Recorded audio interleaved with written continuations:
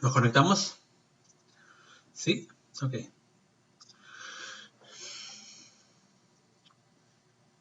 Listo. Muy buenas tardes, yo soy el ingeniero Willy Melchor, soy el ponente del curso Especialización en Estructuras en Edificaciones.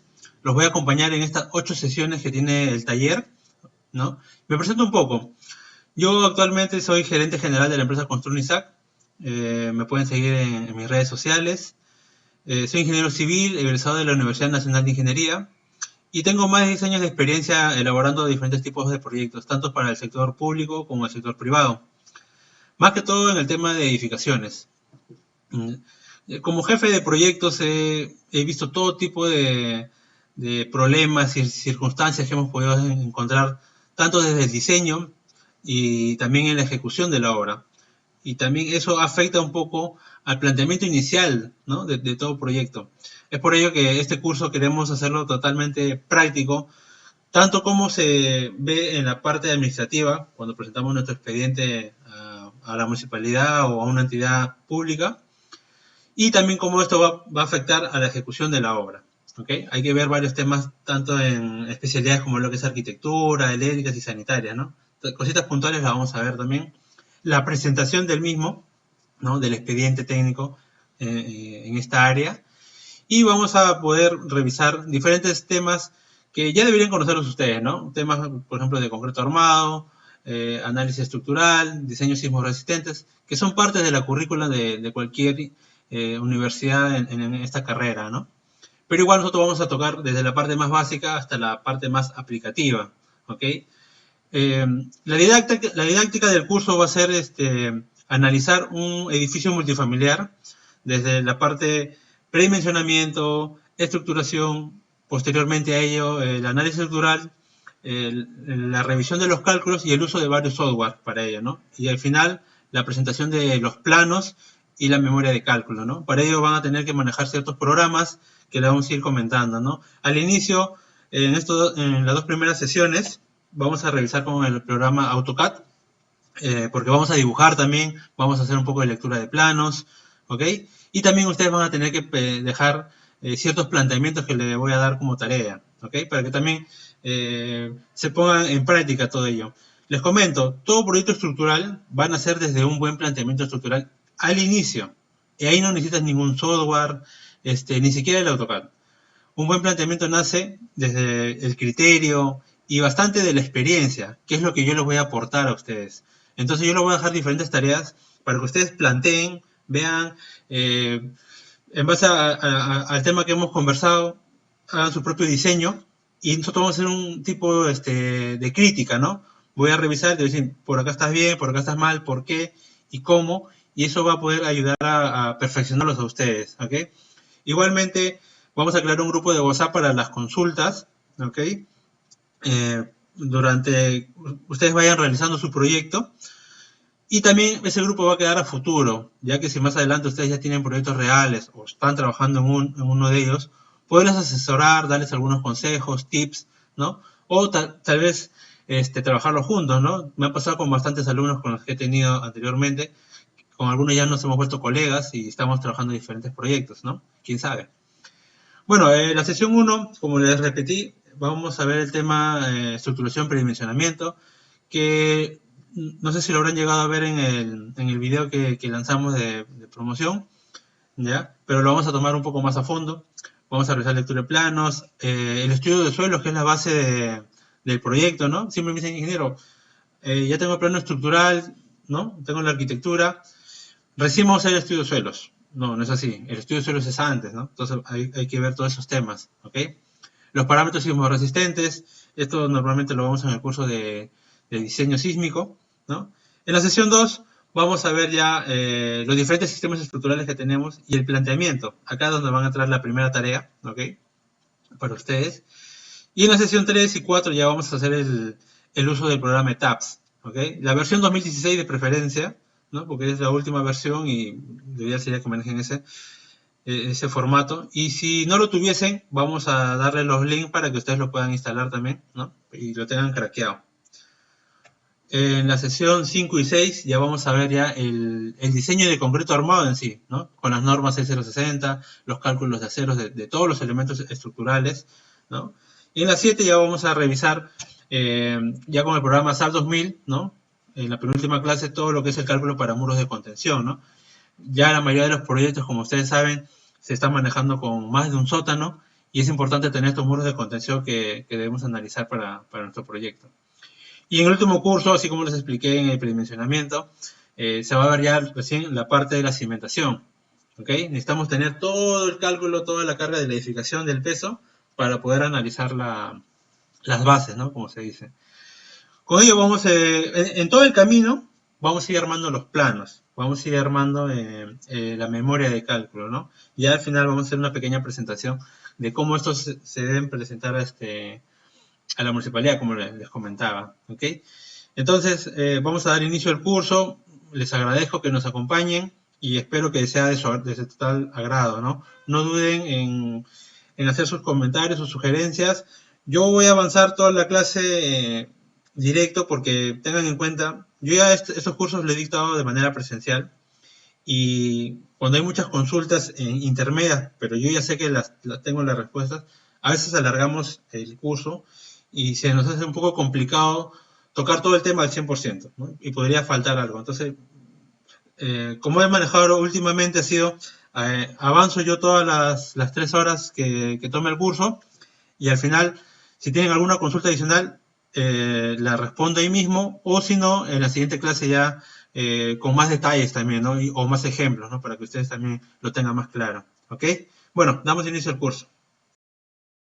Como parte introductoria, vemos que el rol del ingeniero estructural va desde el diseño de una super y subestructura, así como la elaboración de los planos, especificaciones técnicas de los materiales y hasta la inspección de las construcciones. Según el Reglamento Nacional de Edificaciones, el ingeniero que diseña tiene la potestad de exigir ser parte de la supervisión de la obra, ¿no? Para saber que se está cumpliendo lo que se ha planteado tanto en los planos como en la memoria de cálculo. Las medidas de los elementos estructurales tienen incidencia en el proyecto arquitectónico, por supuesto, ¿no? El elemento que nosotros escojamos desde el inicio, tanto en columnas, placas y vigas, si no los planteamos bien, ¿no? Podemos afectar tanto el proyecto arquitectónico que se tendría que replantear en algunos casos. Por ejemplo, utilizar elementos que afecten pasadizos con medidas mínimas o áreas libres. Recordemos que los arquitectos, cuando diseñan, tratan de optimizar todas las áreas posibles, ¿no? Y estos elementos podrían afectar esos espacios. Y también, a partir de una buena selección de estos elementos, podríamos reducir el número de iteraciones. Lo que hacen los software normalmente es darnos resultados y nosotros a través de ello analizarlos. Pero si los planteamos mal, desde un comienzo nos van a dar resultados que tal vez nosotros vamos a tener que estar dando iteraciones, ya sea ampliando columnas, colocando más placas y no teniendo una estructura muy óptima, ¿no? Que es lo que al final vamos a buscar. Ese video que ustedes ven es el futuro de la construcción, ¿no? Es una animación en 5D realizada por la empresa Visual 5D, que tiene sus oficinas en Reino Unido, Estados Unidos y Canadá. Y es el futuro de la construcción, ¿no? Hay que tener en cuenta que nosotros seguimos construyendo a la antigua, ¿no? Al avance, pero ya esto se ha ido mejorando desde otros países y también ya se viene aplicando en el Perú lo que es la metodología BIM, la metodología Lean Construction, ¿no? El Last Planner, lo cual hace que esto se magnifique y tenga menores incidencias en obra, ¿no? Lo que normalmente se generan en pérdidas, ¿no? Ya sea pérdidas hombre, pérdidas materiales, ¿no? La idea del futuro es que todo ya sea tecnológico, ¿no? Con esta pandemia, peor aún, ¿no? Nosotros ya debemos entrar a la tecnología. Tengan en cuenta que si bien nosotros podemos realizar un proyecto de estructuras, por más bueno que tú seas, siempre en obra vas a encontrar incompatibilidades o incongruencias, siempre, ¿no? Estamos hablando desde las obras más pequeñas hasta los megaproyectos. Entonces, a raíz de eso ya se está gestionando entrar a la metodología BIM, ¿no? Que ya es después del diseño, ¿no? Ya es para la ejecución. Los modeladores normalmente no son diseñadores ni calculistas, normalmente son, como dicen, son modeladores, ¿no? Van a modelar todo tu proyecto y una vez que hagan la compatibilización de la arquitectura, estructuras, eléctricas, sanitarias, mecánicas, entre otras, ahí se va a poder ver la solución más óptima, ¿no? Pero ténganlo en cuenta porque va a ser el futuro, ¿no? Ya ustedes ya deben ir aprendiendo diferentes software que están yendo a la mano, ¿no? Por ejemplo, como es el Revit, el Archicad, ¿no? El mismo Revit tiene para estructuras e ingenierías, ¿ok? Esta es una pregunta que nos debemos hacer. ¿El ingeniero estructural puede fallar? Bueno, somos seres humanos, ¿no? Siempre va a haber un riesgo, pero nosotros tenemos que tener mecanismos de detección de poder reconocer en qué puede fallar, saber qué resultados nos van a dar antes de calcular, poder predecir el comportamiento. Eso es lo que nos va a hacer un buen ingeniero estructural, ¿no? Nosotros debemos garantizar la seguridad de las estructuras, porque esto, al final de cuentas, nosotros vamos a ser los responsables, ¿no? Para ello, yo les recomiendo, ¿no? Debemos aprender a tener una visión crítica de nuestro trabajo, ¿no? Saber, no solamente decir, bueno, esto yo he planteado y así está bien y nadie me puede refutar. No, hay que tener una visión crítica. Consultar con ingenieros de mayor experiencia si somos nuevos en esto, ¿no? Para ver, con su experiencia, tener otra visión, ¿no? Otra perspectiva de la propuesta. No hay que pensar que nuestra especialidad estructural es la más importante de un proyecto, ¿no? Lo más importante siempre va a ser el producto final, que es lo que el cliente espera. No solamente seguridad, sino también confort y un buen diseño.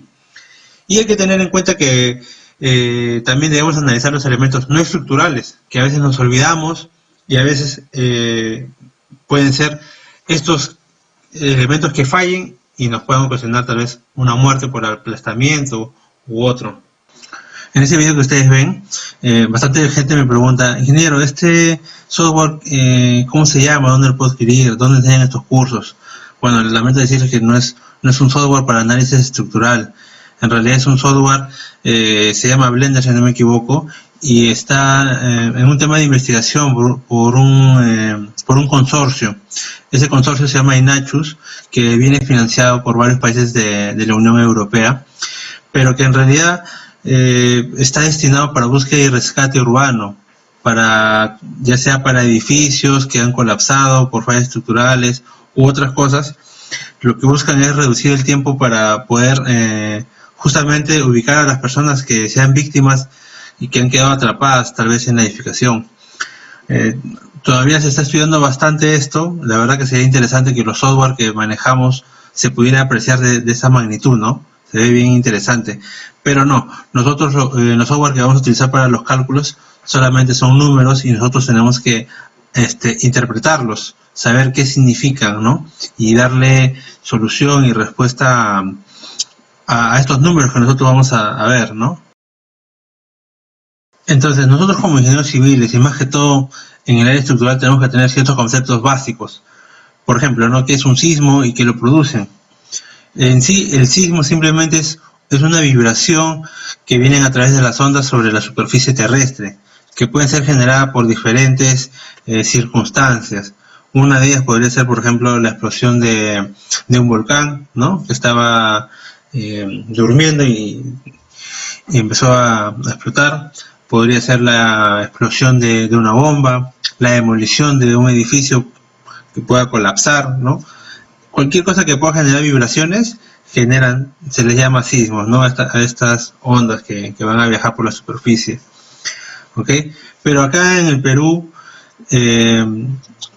lo más importante que tenemos en sismos lo genera el choque de las placas tectónicas, ¿no? Estas placas tectónicas que son mantos rígidos, ¿no? Pesados de espesores enormes, ¿no? De kilómetros, en la cual, por ejemplo, tenemos a la placa de Nazca, que por un proceso de subducción va a bajar por debajo de la placa sudamericana. Esto con el astro, ¿no? Que es la luna, cuando genera el pleamar, en el día sube la alta marea, baja en el día, sube en la noche, baja en el día, va a generar que esta subducción se genere con mayor fuerza, ¿no? Por el aumento de la masa, y va a generar fricción. Esa fricción acumulada, que según expertos de Estados Unidos son 61 milímetros por año que se va a ir metiendo debajo de la placa, ¿no? 61 milímetros por año. Imagínense en 500 años. 500 años eso va a ser algo de 30 metros. De 500 años de energía acumulada que en algún momento va a querer liberarse. Y al liberarse es donde se van a generar estos terremotos. Estos terremotos van a generar vibraciones fuertes que nosotros le vamos a llamar sismos. Ahora, ¿cómo actúa este sismo en una edificación? Bueno, no es que un sismo venga, ¡pum!, y golpee a la estructura, como podría ser una bola de acero cuando viene y quiere demoler. No, lo que hace el sismo es generar vibraciones. Y el daño que se va a generar en la edificación depende de la misma edificación, no del sismo. O sea, depende de su forma, de su masa, de su estructuración, que pueda absorber de manera propia estas vibraciones. ¿Ok? Eso hay que tenerlo claro. Y como les decía, ¿no? ¿Qué es el silencio sísmico? Eso se está escuchando bastante acá en nuestro país. Dice, es una región donde no ocurre un sismo importante en un largo periodo de años, pero que está bordeada por regiones en donde ocurrieron sismos recientes. Bueno, estamos en el cinturón de fuego, ¿no? Entonces, siempre hemos tenido sismos. Ahora, de diferentes magnitudes, de diferentes lugares. Pero, por ejemplo, en Lima arrasa un silencio sísmico desde 1746, hace casi 500 años, ¿no? Aproximadamente. Lo que significa que tiene mucha energía acumulada y que en algún momento provocará un sismo de gran magnitud. Algunos dicen, qué bueno que tengamos sismos de 6 grados, 7 grados, ¿no? Para que vaya liberando un poco de energía. La verdad es que no ocurre eso, ¿no? Para que libere una energía de un sismo severo, deberían tener varios sismos severos. Mientras no las haya, esto va a seguir acumulando, ¿no? Ahora dicen, los sismos son cíclicos. Eso también. Se dan cuenta que la placa de Nazca baja. Entonces, una vez que baja, esto va a liberar energía. Una vez que libera, va a empezar a volver a bajar y va a volver a liberar energía. Por eso es que se dice que son cíclicos, ¿no? Cada cierto tiempo van a volver a ocurrir, ¿no? Y dice, y cuanto más grande es el periodo de retorno, mayor es la cantidad de energía que se va a liberar, ¿no? Entonces, normalmente las normas que nosotros trabajamos para nuestro diseño, dicen que nosotros tenemos que diseñar bajo una norma para un periodo de 500 años. Para ese sismo tenemos que diseñar. Entonces estamos hablando aproximadamente de uno de 9 grados. También tengan este dato, ¿no? ¿Cuánto haría la energía o cuánto es la fuerza entre un grado y otro grado, ¿no? A veces me dicen, ingeniero, ha venido un sismo de 6 grados. Lo han sentido más o menos. Y uno de 7, piensan que está por ahí nada más, ¿no? Porque son un sismo de 3, de 4, no. Estos sismos son de maneras logarítmicas. ¿Qué quiere decir? Que, por ejemplo, un sismo de 6 es 10 veces mayor que el de 5. Un sismo de 7 es 100 veces mayor. Un sismo de 8 grados, estamos hablando de 1000 veces, ¿no? Entonces la magnitud es enorme cada vez que se va aumentando. Entonces, si diseñamos para un periodo de retorno de 500 años, estamos hablando más o menos entre 8 y 9 grados. No lo dice la norma, pero más o menos por ahí está. La probabilidad de que esto ocurra aproximadamente es de 10%. ¿Por qué? Una edificación, una vez que ustedes la construyan, tiene un periodo de vida. El concreto con el tiempo va perdiendo sus propiedades, la más principal, que es la carbonatación. Esa propiedad hace de que, esa propiedad permite, o mejor dicho, no permite que la humedad entre y corroa el acero. Pero ya con el tiempo que lo va perdiendo, el acero va siendo afectado por la humedad, va generando corrosión y va expulsando, ¿no? Va aumentando el volumen y va expulsando al concreto. No sé si ustedes habrán visto edificaciones rajadas o el acero expuesto. Es justamente por una de esas razones, ¿no? Entonces, se le estima un periodo de vida de 50 años. ¿Que ocurre así? No.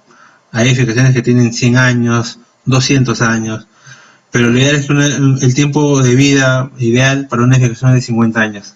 ¿Qué quiere decir? Yo construyo mi casa y en 50 años tendría que demoler y volver a hacer una de nuevo. Así es, así debería ser. No lo hacen, es complicado, ¿no? Costo, y entre otros factores es que no se realiza, ¿no? Ahora, la responsabilidad de un ingeniero por la construcción y el diseño, más que todo por la construcción, es de 7 años. Entonces imagínense, si vas a diseñar para 500 años y solamente la edificación tiene 50 años de vida y solamente tú eres responsable dentro de solamente 7 años de esa construcción, hay que ser bien piñas, ¿no? Como para que justo en ese momento ocurra el sismo, ¿no? El problema está en que estamos ya en el rango, ¿no? En el rango que ya debería ocurrir. Entonces, por ese lado hay que nosotros informar a todos, decirles que nuestras estructuras que tenemos que diseñar cumplan el reglamento actual, ¿no? Y que tengamos un mejor criterio en nuestro diseño para cuando ocurra este sismo, ¿no? No sabemos si puede ser ahora o podría ser mañana, o de acá 20, o de acá 50 años, pero ese es el rango, ¿ok? Los últimos sismos que hemos tenido, por ejemplo, el de Ica, ¿no? En el 2007, que arrasó gran parte de Ica, ahí se encontraron bastantes edificaciones por justamente la mala configuración de estas mismas estructuras. Ahí vemos edificaciones que han caído por piso blando, que es el primer piso era más débil que los pisos superiores, mal procedimientos constructivos, columnas cortas, irregularidades por torsión, un montón de cosas, ¿no? El sismo que hubo en Arequipa el 2001, bueno, bastantes casas ya eran de adobe, ¿no? También ya con el tiempo ya eran casas que no, de hecho no iban a soportar un sismo, ¿no? ¿Y por qué colapsa una estructura? Normalmente va a colapsar porque justamente la ductilidad, que es lo que permite que el cuerpo se pueda deformar sin fallar. Pero si las vibraciones del sismo te generan una mayor ductilidad de la cual tu edificación puede soportar, ahí es donde falla, ahí es donde puede colapsar. Esto puede ser por varias cosas, ¿no? No solamente por el diseño, porque eso va a ser tarea de ustedes, ¿no? Porque también puede ser por la construcción o simplemente la mala conceptualización. Ustedes plantean un sistema estructural y construyen de otra manera. A veces hacen cambios en obra, no solamente en obra, hacen cambios ya posteriormente, ¿no? Tú puedes poner un muro rígido, portante, importante también en la edificación, y simplemente por temas decorativos lo demuelen o quieren ampliar el ambiente, sin considerar que esto podría dañar bastante a la edificación, ¿no? Y bueno, no lo dañes en ese momento. Cuando ocurre el sismo severo, ahí se van a dar cuenta de que no se debió haber tal vez quitado ese muro, ¿no? Pero todo proyecto, como ustedes saben, nace desde la arquitectura, ¿no? No somos los primeros. El arquitecto con el cliente van a coordinar los alcances, las necesidades y los objetivos del proyecto, ¿no? Para el cual se le está contratando. En la segunda parte, el arquitecto va a presentar sus propuestas, ¿no? Tanto de forma, acabados, entre otros. Y con ello, ya definiendo con el cliente, va a hacer el anteproyecto. Ese anteproyecto arquitectónico ya debería cumplir con el Reglamento Nacional de Edificaciones y los parámetros urbanísticos emitidos por la municipalidad. Ahí ya el arquitecto va a tener que coordinar con los ingenieros, tanto el civil, el eléctrico sanitario, para poder compatibilizar sus especialidades, ya que al final va a tener que presentar el proyecto definitivo, ¿no? Donde se van a ver en la arquitectura las ubicaciones de las columnas, las proyecciones de las vigas peraltadas, los peraltes de losas, de vigas, entre otros, ¿no? Para que puedan hacer la presentación definitiva del proyecto. Nosotros no deberíamos alterar en lo más mínimo la arquitectura, es lo más ideal, a veces no pasa, pero tratar de que este no afecte justamente al cumplimiento del reglamento y el parámetro mismo. Y ustedes me preguntarán, ¿qué es el parámetro urbanístico? Bueno, los que han llevado mi curso de licenciación deben estar familiarizados, o también algunos de ustedes que ya hayan participado de un proyecto de edificación deben conocer un poco de este documento. Pero el parámetro son lineamientos y condiciones técnicas que debe tener todo proyecto arquitectónico. Y es importante para la estructura también, porque, bueno, hablando del parámetro mismo, la municipalidad nos entrega un certificado, ¿no? Donde nos van a indicar, por ejemplo, estos puntos, ¿no? Primero, ¿qué zonificación tiene mi habilitación urbana o mi predio? y qué uso le puedo dar. O sea, yo no puedo construir cualquier cosa en cualquier terreno, ¿no? Yo no puedo agarrar y decir, porque es mi terreno, construir un hotel al frente de un colegio, ¿no? Tomando por ejemplo, el área de lote mínima normativa para que sea considerado como lote, cuántos pisos como máximo yo puedo construir, cuánto de área libre debo dejarle a mi edificación, ¿no? Ya sea para iluminación, ventilación, si necesito retirarme de la fachada, ¿no? Desde la vereda, si requiero tener un alineamiento de fachada, cuántos estacionamientos voy a tener, eso significa tal vez que me exijan hacer sótanos, ¿no? La densidad neta de habitantes, cuántas personas pueden vivir en esa edificación, coeficientes máximos, hablamos de áreas techadas máximas que podemos tener en todo el proyecto, y entre otros datos. Todo arquitecto siempre va a empezar a diseñar con esto, ¿no? Con estos parámetros, y normalmente ellos lo que hacen es optimizar todo el área máximo que le pueda dar justamente, ¿no? En estos lineamientos. Entonces nosotros como estructurales es bueno que nosotros conozcamos, que sepamos de qué se trata, ya que a veces por simplemente desconocimiento colocamos unas vigas más grandes en los ductos, o sin querer achicamos pequeños ductos que cuando vuelven a sacar el área, por ejemplo, el porcentaje de área libre, que el mínimo de ese 30% le sale 28 o 29. Eso podría afectar a todo el proyecto y tener que replantearlo, ¿no? O que ustedes, una vez que ustedes entreguen su trabajo, el arquitecto les diga, mira, ¿sabes qué? No me puedes achicar acá porque estoy incumpliendo el parámetro urbanístico. Entonces tú vas a tener que replantear, que al final llega a ser doble trabajo, ¿ok? Entonces es bueno que ustedes conozcan de esto. Les invito al curso de licenciaficación donde les explicamos al detalle de este tema. Pero y si no, igual conversar siempre con su arquitecto, ¿no? Vean que no estén afectando a ninguno de estos lineamientos, ¿ok? Y bueno, y así como la arquitectura va a utilizar el parámetro urbanístico y el Reglamento Nacional de Edificaciones, la estructura también, ¿no? En el reglamento vamos a ver que nosotros podemos diseñar diferentes cosas, desde habitaciones urbanas, arquitectura, estructuras eléctricas, sanitarias, mecánicas, entre otros, ¿no? También les recomiendo que conozcan bastante el tema de la arquitectura, ya que hay normativas que nosotros no podemos dejar de tomar en cuenta. Por ejemplo, tamaños mínimos de pasadizos, espacios mínimos en cocheras, cuánto yo puedo ingresar a los espacios de cocheras algún elemento estructural, lo dice bastante este reglamento. Cuánto es el peralte máximo que yo podría colocar tal vez en una vivienda, dentro de una vivienda, ¿no? Sin afectar la normativa arquitectónica, ¿no? Entonces, eso también lo vamos a ver cuando hagamos todas las propuestas de la estructura, pero sería bueno que ustedes lo vayan leyendo. Igualmente, en el curso de licencias hablamos de estas normativas y vemos todos esos puntitos, para que lo tengan en cuenta. También el Reglamento Nacional de Edificaciones para el área de estructuras nos da 10 normas. Tenemos la E010 de madera, para diseños, ¿no? La E020 de cargas, es para todas las normas, para ver las cargas vivas, las muertas con las que vamos a diseñar. La E030 sismo resistentes para el sismo. La E040 para el vidrio. La E050 para ya las bases de la estructura, ¿no? Diseño de las zapatas, estudio de suelos. La E060 de concreto armado, que es el diseño ya prácticamente del acero de estos elementos. La E070 para la albañilería. La E080 para tierra reforzada, que es el adobe.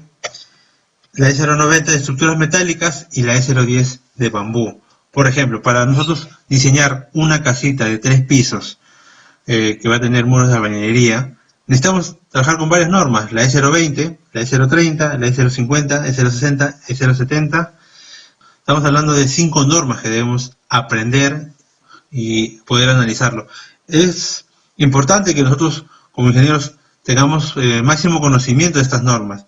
En primer lugar, no son tan complicados de aprenderlos, ¿no? Y segundo, que es aplicación directa a todos nuestros diseños.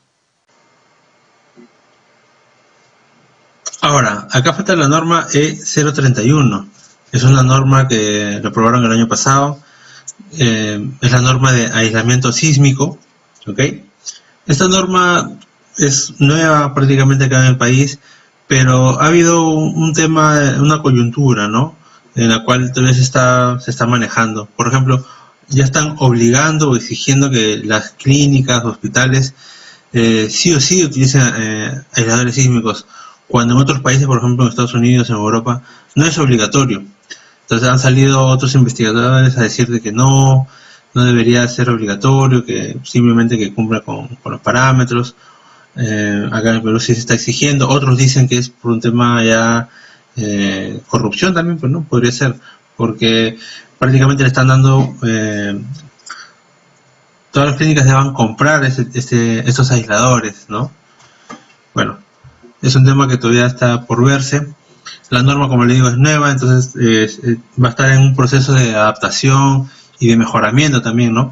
Y habría que ver cómo se van a comportar todos estos aisladores cuando ocurra un sismo severo. Ya ha habido en otros países, en algunas investigaciones, de que estos aisladores han fallado. Imagínense que tu aislador, que supuestamente es el que va a hacer que ni siquiera sientas el sismo, ¿no? Que sea mínimo la sensación, falle. Y podría también colapsar la edificación. Una pregunta que siempre me realizan algunos clientes es: ¿qué magnitud de sismo va a aguantar mi edificación? ¿Es esta antisísmica? Bueno, es una pregunta un poco difícil de responder. Bueno, en primer lugar, no existe la palabra antisísmica, así dicho, ¿no? Lo que tenemos son construcciones sismo resistentes. Y la magnitud, no tenemos. O sea, la norma no nos dice con qué magnitud se está diseñando.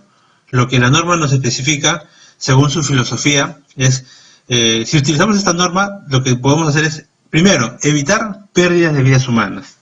Segundo, asegurar la continuidad de los servicios básicos, que sigan operando después del sismo. Y minimizar los daños a la propiedad. Es lo que dice la norma. Nunca dice a qué magnitud va a soportar.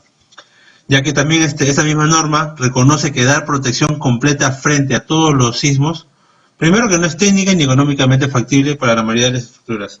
Segundo, que si quisiera hacer, estaríamos construyendo búnkers, estructuras demasiado robustas, ¿no?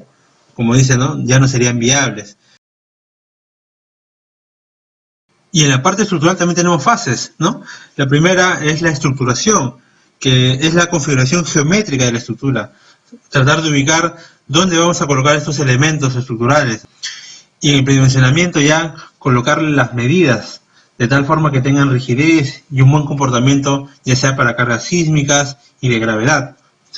En la tercera parte vamos allá a realizar el análisis estructural. Para ello nos vamos a ayudar de algún software que pueda darnos los resultados que requerimos, revisar las deformaciones, ¿no? Y ver si estas cumplen o no. Si no cumplen, tenemos que regresar al predimensionamiento tal vez, ¿no? Ampliar más columnas o ampliar más las vigas, ¿no? Volver a revisar el análisis estructural, las deformaciones, que en resumen es calcular los aceros de cada elemento y poder tener ya la elaboración de los planos y las memorias de cálculo y descriptivas. Los software que podemos utilizar para análisis estructural y poder realizar nuestros modelamientos matemáticos son varios. Nosotros tenemos que saber que los cálculos internos que ellos realizan utilizan una base teórica en base a los métodos de elementos finitos, matrices de rigidez y matrices de flexibilidad. Toda esa base teórica lo vemos en el curso de análisis estructural.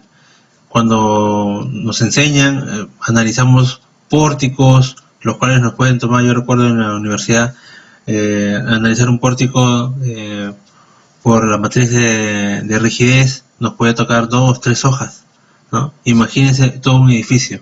Lo que hacen estos software es justamente agilizar todos estos cálculos, ¿no? Tenerlos en segundos, todos estos análisis y resultados que podamos ya utilizarlos para nuestro diseño estructural. Por ejemplo, tenemos estos programas, el ETAPS y el SAP 2000, que son de la empresa CCI. También tenemos el robot estructural, que es del mismo Autodesk, ¿no? Del programa AutoCAD. El CIPE, el RFEN, StatPro, Edilus, Midagen y el RCB, y entre otros que puedan seguir apareciendo, ¿no? Hay ingenieros que también pueden crear su propio software, porque al final seguimos utilizando la misma base teórica. Yo siempre recomiendo el siguiente orden, ¿no? En base a la versatilidad, la facilidad de manejo y la interpretación de resultados, poder escoger nuestro programa con el que vamos a trabajar. Para mí, el principal para edificaciones de concreto armado va a ser el ETABS, ya sea para principiantes o para también experimentados. El SAP 2000 lo recomiendo para estructuras metálicas, ¿no? O estructuras más complejas. Ahora, si tenemos un poco más de experiencia, ya podríamos utilizar el Autodesk o el Zypen, que son programas más completos que te pueden dar ya hasta los planos, el despiece de los elementos y los aceros que se van a requerir. Pero esto necesitan unas computadoras más que puedan trabajar mejor, ¿no? Porque el rendimiento que solicita es mayor. Y hay otros más que, por ejemplo, conozco ingenieros más experimentados que les parece que el MidaGen y el RCB son los más completos, ¿no? Nosotros para el curso vamos a utilizar el ETABS 2016, ¿ok? Para todo el análisis de la edificación. Vamos a utilizar el SAP 2000, como les comenté, normalmente es para estructuras metálicas, pero también es para calcular losas. Tengan esto en cuenta, el SAP 2000 es más completo que el ETABS. Puedes diseñar de todo. Hace el mismo trabajo que el ETABS y hace el mismo trabajo que el SAFE. Pero por lo mismo tiene mayor versatilidad y por lo mismo también se vuelve un poco más complicado de aprender. Yo siempre digo, si van a entrar a este mundo de utilizar software para el análisis, empiecen con el ETABS. Después ya pasen al SAP y después ya pueden ir aprendiendo los demás programas que les he mencionado. Entonces, el ETABS 2016, SAP 2000 y el SAFE para cimentaciones.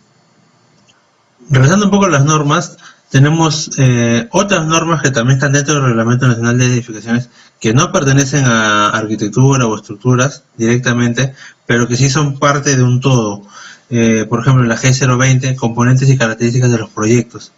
Dice, ¿no? Estos proyectos elaborados por los profesionales responsables deberán cumplir con requisitos de información suficiente para permitir al propietario reconocer que la información contenida en los planos y especificaciones corresponden a sus necesidades.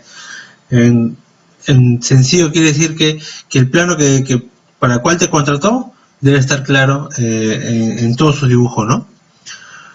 No solamente en el plano, también en las especificaciones y más que todo en la memoria. Comprender los alcances y características del proyecto por parte de las comisiones técnicas calificadoras de proyectos o de quien haga de sus veces.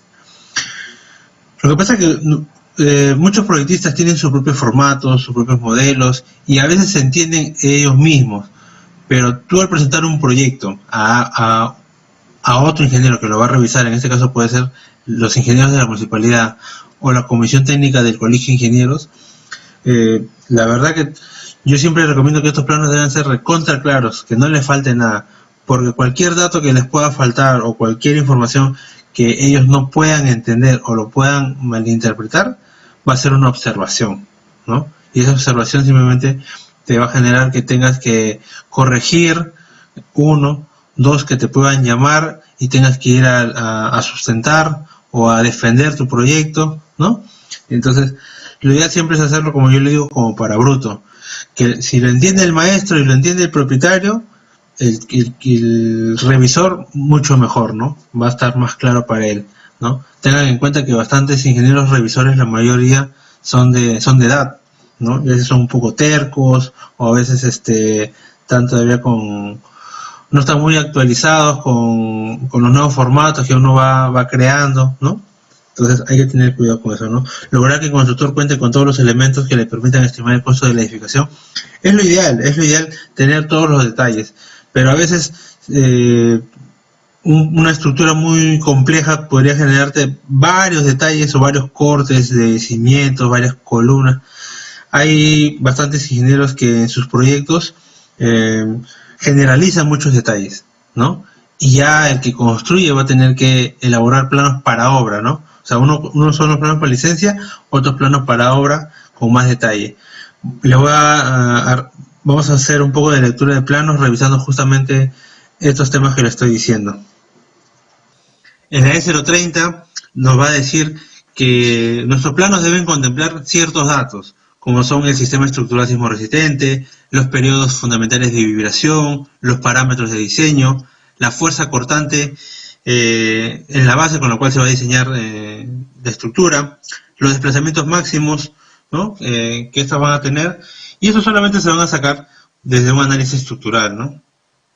Y en la E050 de suelos y cimentaciones nos van a decir que si tenemos un estudio de suelos o no lo tengamos, igual debemos colocar dentro del plano un resumen de ciertas condiciones que va a tener la cimentación, como es la profundidad de la cimentación, el DF, la presión admisible que se ha calculado en base a los ensayos de laboratorio y cálculos que ha realizado el que hizo el informe geotécnico, y también los factores sismoresistentes que se van a ampliar a nuestro diseño, ¿no? También el tipo de cemento que vamos a utilizar para el suelo, ya que puede haber la existencia de sales o sulfatos que puedan afectar al cemento.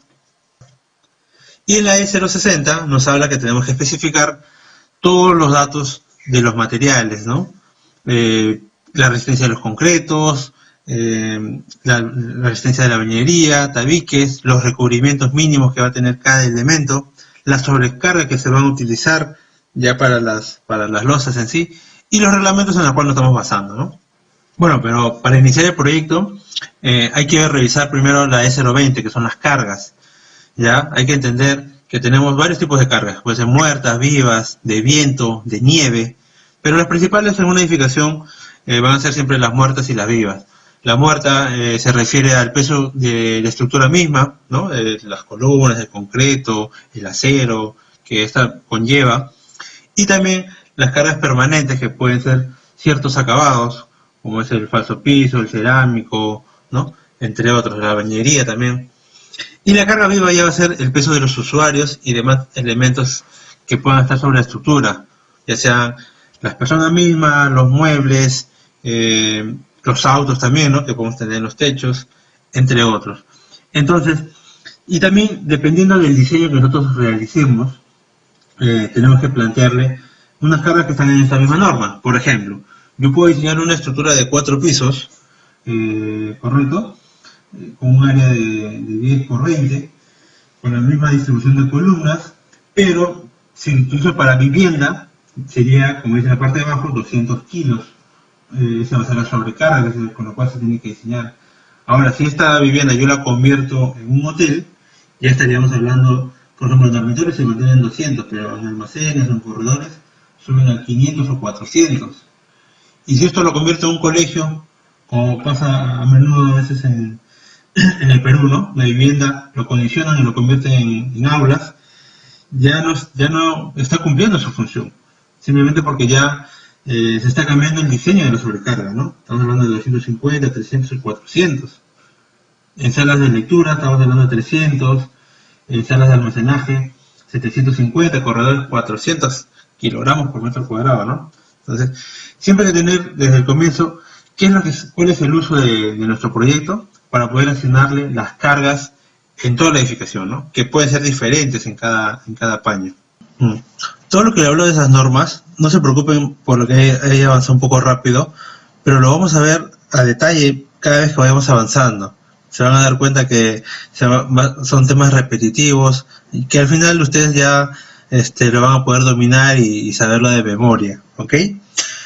Para ello hay que revisar primero un poquito de los planos, ¿ya? Para más o menos ver si ustedes están un poco familiarizados con todo esto, ¿ok? Por ejemplo, ¿qué es lo que debe tener un plano como mínimo? La cimentación, ¿no? La planta de cimentación, donde vamos a encontrar el cemento corrido, las zapatas, vía de cimentación, cisternas, cuarto de máquinas, todo lo que va en las bases, ¿no?